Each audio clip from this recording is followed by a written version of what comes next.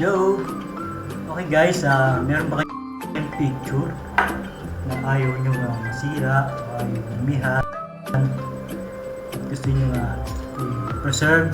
Kaya na tuturuan ko kayo kung paano i-preserve ang ating picture. Kung may mga bote kayo ng pabango, lalo na yung malalaki, eh huwag yung tatapon kasi pwede nyo pa sa mapakinabangan, diba? Napakinabangan nyo na yung laman, ay pwede nyo pa mapakinabangan yung kanyang pinaglagyan. Yung mga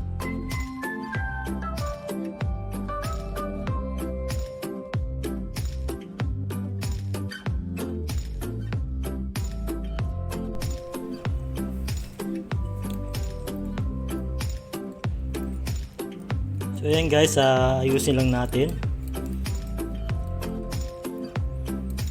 Yan. Para maayos siya. After nating maayos ay pwede na nating display. So yan guys, kung nagustuhan nyo yung aking video at para lagi kayong updated sa aking mga crops, ay follow nyo lang po ako para mabalikan ko na rin kayo at ma-follow back ko na rin po kayo. Pero siyempre kailangan po nyo mag-comment para alam ko kung sino ang aking nanonood sa aking mga bagong video. So yan guys, so di ba ang ganda? At kung meron kayong mga boting pabango, lalo na yung malalaki, ay siyempre pwede pa natin pakinabangan yan.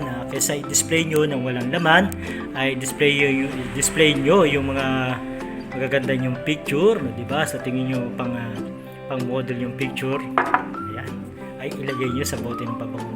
Mas malalaki ay pwede. Dati merong gin lapad, di ba? Merong gin lapad na bote dati, mas maganda yun, mas malaki yun. Pwede yung 4 hour na picture. So lang guys, thanks for watching. Yes, yo!